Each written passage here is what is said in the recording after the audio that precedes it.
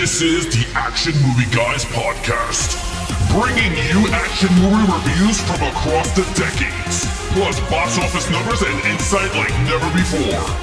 And now, your hosts of the Action Movie Guys podcast, Alex and Nate. What's up, everyone? Welcome to episode number 374 of the Action Movie Guys podcast. I'm your host, Nate, and my co-host is Alex Figueroa. And on this episode, we are going to go back to the late 90s, to a time where, disaster movies and big budget epics were rolling through with a little Roland Emmerich film called Godzilla. Now, I remember when this movie came out. I was 11. I remember all of the advertisements for it. I remember the Taco Bell commercial with the little dog that put the little taco in the box, the little chihuahua. I remember the merchandise. I remember the soundtrack. When this came out, this was a big deal. Alex, do you remember this time of Godzilla 98 coming out? And did you see it back then when it came out? I didn't see it in the theater when it came out, but I remember all the advertisements. McDonald's big supersize, Taco Bell freaking foot cup from Taco Bell. Yeah, I remember all of that stuff. And even Jurassic Park had one too, the supersize me Jurassic Park stuff. So, back then, the 90s, I gotta say, the 90s had the best promotional movie tie-ins together between all companies. So I thought all the Batman cups from McDonald's. They're so sick. Yeah, they don't even do that stuff anymore, really. All they do now is Happy Meal toys. And that's it. I don't want that. Yeah, so this was a moment in time, Godzilla 98. It was a big deal. It was the first ever American Godzilla film. All the rest of that point had been Japanese, and this was his big debut in America. So we're going to tell you what we think about it. But before we do, let me give you a couple of Rotten Tomato scores. And Alex, you might be surprised. You might not be surprised. I don't know. This has a 20% critic score and a massive 28% audience score. So both are low, both in the 20s, only 8% apart. Are you surprised by these numbers? I'll tell you right now, I am not.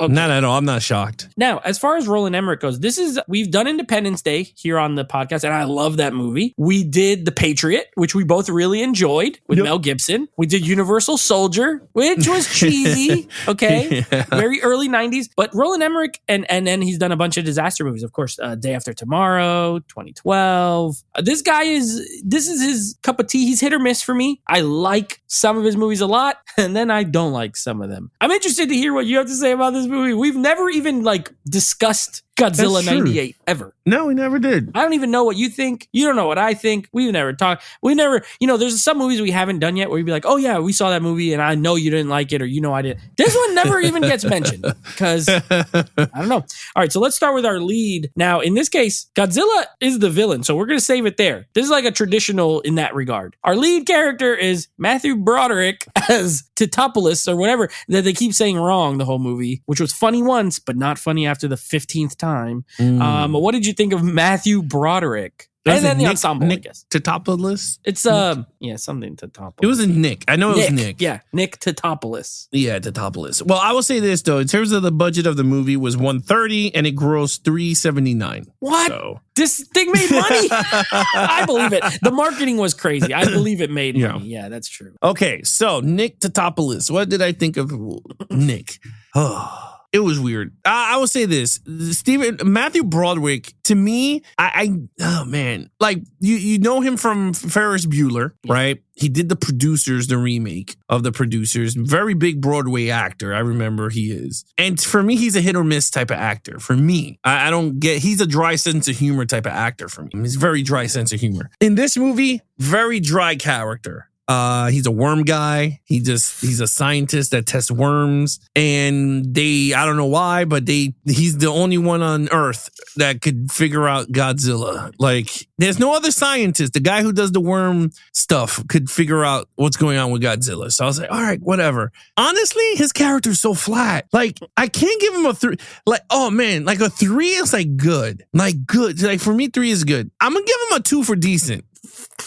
Then you have the annoying girlfriend. The ex. the ex. She can't act, and I don't even know if she ever been in another movie again. Horrible in this. Yeah, she's one of the worst actresses. Then you have my man from the Birdcage, Zank Haraz, the guy from The Simpsons. He voices like Hank 30. Azaria. Hank Azaria. I thought he was funny in the movie as much, but Matthew Broderick worked well with the entire ensemble. Like even my man, the French guy, which I like a lot. Jean Reno. Yeah, that dude is mad funny in this movie. Yeah. He was like, "Did you get me?" He was like, "What kind of coffee is this?" He was like, "I thought this was French vanilla," and then he whipped out the big can and it said French vanilla. He went, "Okay, Americans, need more cream." He says, "Yeah, needs more cream." Yeah. Or the bubble gum. Hey, what's up with the bubble gum? The part with the gum is like, it makes us look more American. Yeah, the old chewing gum. That's funny. And then he talked Elvis. Yeah. Thank you very much. You know, he had hit or miss scenes of the movie, right? So anyway, I gave Matthew Broderick a 2. Wasn't too crazy with him. I love you struggling to like find reasons to give someone a 3. That's how you know if a character is not good. If you're like debating if you could get him to a 3, not a 4, not a 5, a 3. I gave him an easy 2. Matthew Broderick. All right, I like him as Ferris Bueller. Yeah. He's the voice of Simba in The Lion King, the adult Simba. Okay, cool. Oh. What else? I can't think of many movies that I've seen him in that I like really like Matthew Broderick. I think he seems like one of those guys who's like probably nice in real life. You know what I mean? Like he's probably a nice guy, probably a good, nice guy. But he doesn't translate for me in movies in general. You know, he doesn't. He was cool as a teenager. Oh, War Games. He was good in War Games when he was young. Oh yeah, War Games. I like him in the 80s. After that, it's not much that I could think of that I like Matthew Broderick, and I definitely don't believe him as a scientist who's studying radioactive earthworms or whatever. Like, what the hell? What is this? Yeah, it's weird. I don't like the girlfriend. I think she's horrible. First of all, they broke up. Then she steals the stuff from him, goes live on the thing, and then she's like, "I just stole it from you so I could get my big break." That whole speech she gives in the rain, I love it. I actually love his reaction. He's just like, "Good luck," and he gets in the taxi anyway. Like it doesn't even work. You think in most movies that part they're like they forgive them and they're like, "Oh, okay." He's like, "Nope, I'm out of here. Bye." I do like Jean Reno in this movie. You're right, as the French guy, the Secret Service guy. He's cool. Hank Azaria's fine. It's an ensemble. Again, these monster movies always have these big ensemble casts, and this is no different. But yeah, not good. Nico, his name is Nico Tatopoulos. Very Greek for no reason. There's no like, other than having people say his name wrong, there's no reason why he's so Greek. Like, you think maybe they'll tie it into his family somehow. Nope, nothing. All right, main villain, which is Godzilla. This is a traditional Godzilla in the sense of Godzilla's the bad guy. Just like the original movie, like -1, like, you know, Godzilla's. So what did you think of this version of Godzilla? The CGI has got awful in this movie. It did not hold up, and it still doesn't hold up. In terms of Godzilla himself, how many Godzillas were there in this movie? Was it 2? There's one Godzilla and then a million baby Godzillas. Well, that I know, but didn't they shoot one in the water, and then next thing you know, it came out under? It didn't kill it. Oh, okay. Well, it made it seem like it was in the last 2. movie. Just is still alive. Oh, gotcha.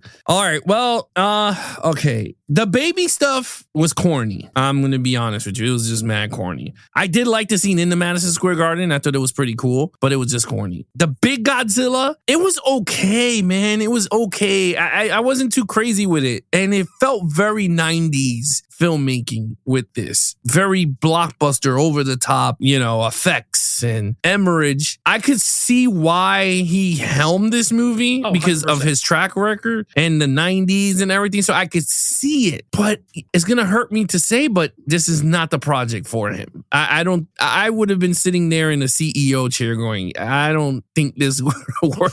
Let's try something different. Yeah. The minute he would have showed me at least designs of the fucking thing, I would have been like, yeah, this is not going to work. But it is what it is. I'm going to give Godzilla a 2. Yikes. Yeah, I gave him a 2. Okay. I agree with you in that Roland Emmerich was the choice. I mean, coming off of Independence Day, you're like, look, we need there's going to be a big budget.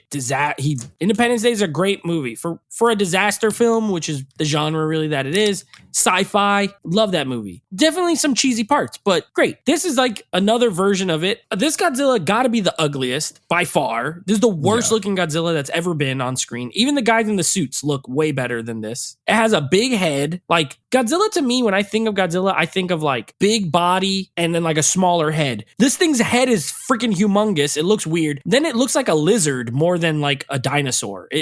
Even in that scene where it crawls in like underground, it's crawling around. It looks like a lizard. It looks like an iguana, like a mutated iguana, and I don't like it. It lays eggs, even though I thought it was a guy. They think it's a guy, but it has eggs. Those baby Godzillas are stupid. You could tell he watched Jurassic Park and was like, let's do raptors. Let's do our own raptor scene. Even there's one part specifically that's straight up from Jurassic Park where the two baby Godzillas come up and they're like snapping at each other, and the way I'm like, this is just a copy of something Steven Spielberg did a million times better. The Madison Square Garden, that whole part, it's so long. They're in there for like 30 minutes. I forgot. Well, I can't wait to talk about another part of this movie. But anyway, I gave him a 2. I agree with you. I gave him a 2. I think the babies suck. They eat 2 of the guys or 3 of the guys, like the special forces guys. But they also eat popcorn, which is silly. They're like eating popcorn hanging out of them. I'm like, oh my God. And then Big Godzilla is like, again, also off screen a lot. Shows up about 30 minutes in. I do like the intro scene. Legitimately. When the old guy's on the dock. Oh, yeah. And that wave is like, it's a great scene. And the dock is blowing up and he's running. And then the rest of it doesn't look that cool. The rest of it looks, the CGI, you're right, is not good. Whenever there's like that one part, let's save it for action. Anyway, I gave him a 2. You gave him a 2. We both gave him a 2. Okay, what'd you think of the action scenes? All right, so one thing he does well is action. Yes. However, there are certain things that didn't work. I did not like the flying aerial camera shots, them chasing Godzilla through the buildings, and they're firing missiles. And I mean, they're hitting every New York skyscraper. The big, huge monster that's right in front of them. Thought it was funny when when they blew up the Chrysler building by mistake. Oh, that was I thought that was funny. The mayor's reaction was funny. Yeah. Like, no, it's a miss. He's like, that was a Chrysler building. But you didn't miss. How can you miss the Chrysler building? Yeah, so like that scene for me didn't work well. The scene that he's running when he gets the fish, you see him running, look atrocious. But then there's some fun action, like the scene with the cab driving scene when he's driving through Manhattan. I do like that. I love car chases, but if you do it very well, and 90s do very well car chasing, I gotta say Roman Emmerich did a great job of Godzilla chasing the cab drive throughout New York. I thought that was fun. I thought that was cool. He told him to spin it around. He was like, what? He was like, you gotta go back. And then they did the 180 and you see Godzilla trip. Yeah. And I was like, okay, that was pretty cool. But then it loses itself when it's going over the Brooklyn Bridge. I was just like, okay. It was cool. I understand because there's no way you needed him to get tangled. So I said, it is what it is. It was okay. But to me, my favorite scene of the movie was the car chase. Like if you ask me, I'll be like, the 10 minutes of them driving for me made the movie. Other than that, man, I can't tell you what the underwater shit was whack. Oh, don't get me started. Yeah, that underwater. I know you love underwater, so I'll let you talk about that. Other than that, I'm gonna give it a 3. I thought it had good action. I don't think the action holds up anymore, so I give it a 3. I'll tell you this much: I have written down here 3 for action. However, there's some stuff I like and some stuff I hate. I actually hate. I like the taxi scene. I agree with you. I like the taxi scene, except the resolution. I don't like how it ends. He's like, we got high beams. And the guy's like, oh yeah, high beams. Well, you just turn on high beams and all of a sudden the Godzilla goes, it blinded him. Like, okay. Yeah. Anyway, I still like the rest of the scene though. I think it's good. Even when they're in the tunnel and he's like putting his little hand in there trying to like claw at them. I like it. Yeah.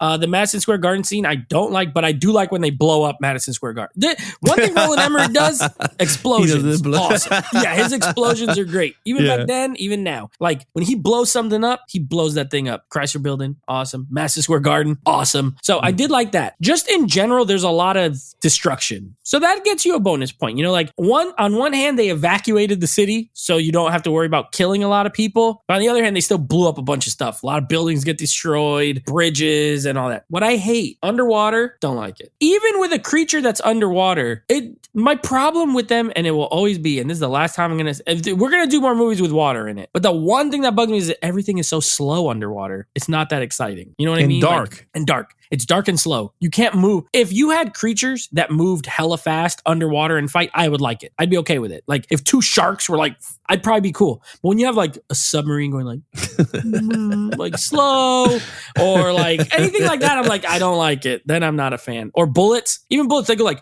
they start going slower because that's just stupid. So I don't like that. And then the second thing is the helicopters. This is the part that I hate, that I was gonna almost set in villain. There's a part where they're trying to lure him out, right? We gotta lure him out. They lure him out, and then there's a part where it's one scene, and I wish I recorded it on my phone, but he comes running down this like street, I guess, in between the buildings, and like 40 helicopters just come, 40 CGI helicopters. It looks like a video game. It looks so stupid. It's unsafe to even fly that many helicopters near each other. They're all just like coming down. Then they're shooting rockets. The ones in the back are shooting rockets, but they're not hitting the other helicopters. But they're also not hitting Godzilla. They're literally just hitting buildings left and right. So it's a mixed bag. So that's why I gave it a 3. But at least they blow a lot of crap up. I gotta give my boy Roland some credit.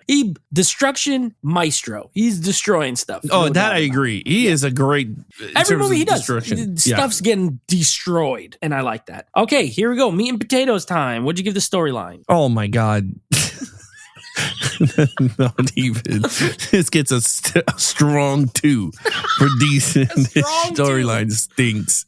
This storyline stinks. Yeah. First of all, the French just made Godzilla. Okay. Yeah, he's not even Japanese. It's not even Japanese. It's the French Godzilla. It's a French Godzilla. Okay, the French are going in to investigate because they're the ones who did a nuclear test on a iguana and it turned into Godzilla. You can't make it up. No. Then they hire Nico Tatopoulos, a worm expert, to figure out what is this species that's in New York bound or whatever. And honestly, and then it's, they had some cool moments, right? With the fishing boats, right? The 3 fishing boats, and they dragged it on the water. Yeah. Thought that was really cool. Very Jaws when he throws the 3 little canisters and he sucks it in, and then the orca almost went into. Very Jaws. He did it with the 3 boats. And I was like, wow, that's actually pretty interesting. Sucked up the 3 things. But then there's some stuff that I just didn't work. The storyline, the girlfriend storyline is so god awful. Very god awful. Then the news anchor guy kicking it to her saying, hey, why don't you come to my house or some shit like that. Horrible storyline. Steals her story. Very douchey. But then at the same time, it's like, then you have the French main guy. I liked him the best. He was the best character. I think the movie should have been around his character trying to save the French from getting screwed because they did all the nuclear warhead stuff. But yeah, honestly, man. And even like the Americans, I thought was pretty cool. I like the army guy. I thought he was really good. The main army head guy that told him to blow up everything. That was cool. But yeah, at the end of everything, man, this storyline is so shit. It just crap. So I give it a 2. Yeah, so they totally changed Godzilla's origins. No longer anything to do with Japan. Now he's French. He's French. He also doesn't come from the Pacific. Now he comes from the Atlantic Ocean. So everything opposite.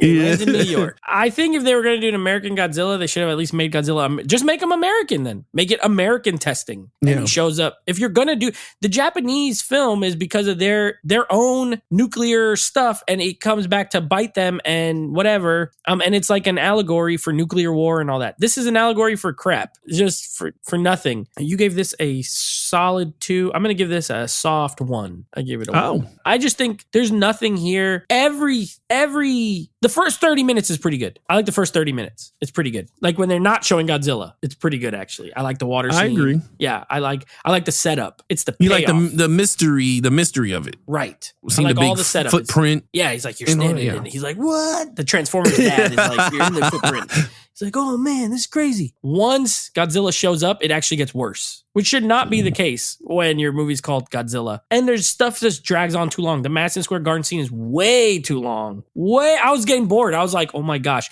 if they don't get out of this, you spend, I think the baby Godzillas have more screen time than Godzilla in this movie. I'd almost bet $5 that they do, which is a horrible idea. So I don't know. I think it's pretty bad. I hated it. And I liked this when I was 11, when I saw it. I saw this at the theater and I liked it, but I was 11. What did I know?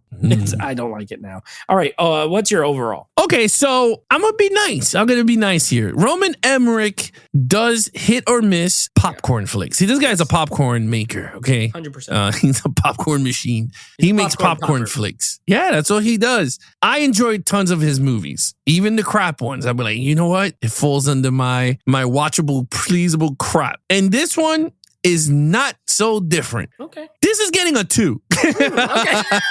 But it's not watchable crap. Yes. It's a popcorn kernel that didn't pop for me. It's one of those like half popped ones that's like a little bit came out. Yes. Semi good stuff, and it's just hard to watch in the bottom. The shell that did not break. Yeah, that's what it is. It's a kernel that did not pop fully for me. Whereas the day after tomorrow, loved it. I like that movie. Oh, that's one of my favorite. Another one that needs a 4K. Hope it does. One of my favorite ones is that one. 2012, I'm okay with. I love Independence Day. And I like the that Patriot one that we first time watched. I like that. Yep. Yeah. I never seen White House Down. I know he did that one. That one's kind of good. I did not like Moonfall though. I was not a fan of Moonfall. I think you liked it more than me. Yeah, I thought it was okay for what it was, but I did like the destruction. I was like, that was really good. Yeah, White House Down. It's on our list. We're doing a movie. Don't worry. In our future, we have a month of movies set in Washington D.C., and I think that one's on there. And that's the one with the Olympic Have Fallen, right? We're doing the those two, the Has Fallen movies. Yeah, Has Fallen movies. Yeah.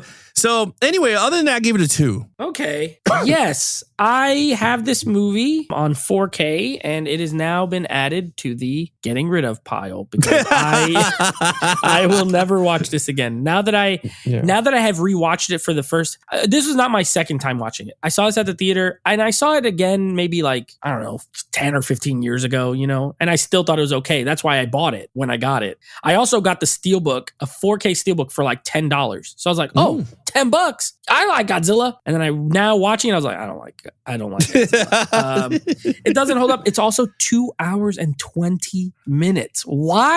That's one thing about his movies, man. They are long. Even Independence Day's 2 hours and 20 minutes plus. This one's 2 hours and 20 minutes. Like, there's just no reason for it. I gave it a 1. I don't like it. I don't like the characters. I don't like Godzilla. I see your perspective. And a lot of his movies are that for me too. So Roland Emmerich he's that director. He is like, you either jive with what he's putting out in the sense of watchable crap, or you just won't like it. This one for me, don't like it. We'll be getting rid of it. Not a fan. I do have it digitally. So if for any reason I ever need to watch it in the future, I have the digital, but I don't need the disc anymore, taking up space on my shelf. I'm embarrassed. I don't want people to see it there. I want to get it out of here. So Godzilla 98, also hilarious at the end, the P. Diddy song that comes on the credits, the one with Jimmy Page from Led Zeppelin. He's like, yeah. You hear my calls. You hear my prayers. Hear my call. I'll freaking bite you. There's a part about biting you or something like that. It also plays in the movie. There's a part. I don't know if they're like on a train or there's somewhere, elevator or something, and it's playing in the background. It's hilarious. Anyway, 1 for me, 2 for you. Well, watchable crap for you, a regular crap for me. What did you give this total? 11. Okay, definitely a watchable crap. 11. I gave it a 9. So, well, that's very watchable. Crap. Under 10. Under 10. Pretty rare for me lately. I feel like, I try sometimes I try to pick bad movies just to see. But in general, I've been, I feel like we've been hitting some nice movies, but this was not one of them for me. And it was too long. Imagine I watched this and King of the Monsters back to back. So that was like 5 hours of Godzilla nonsense. Anyway, speaking of 5 hours of Godzilla nonsense, next week, we're doing a special because we have 5 weeks this month. We're doubling up. We're just going to knock out this Monsterverse right away because next week, first episode will be Godzilla versus Kong. And then the second one we're going to do is Godzilla X Kong, the New Empire. So we're going to back-to-back them.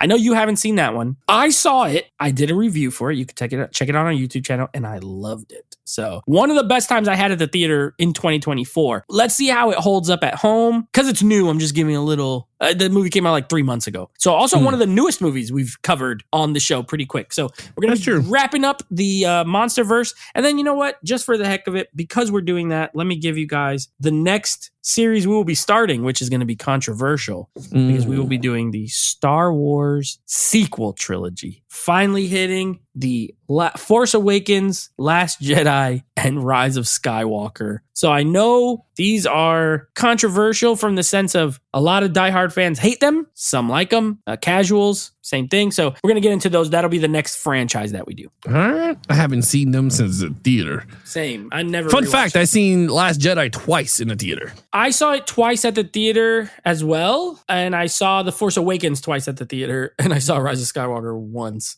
That was it. Yeah, that's the only Star Wars movie I've seen twice in the theater. I also saw Last Jedi twice only because the second time I went with a girl. Otherwise, I would not have seen it twice. I was like, no.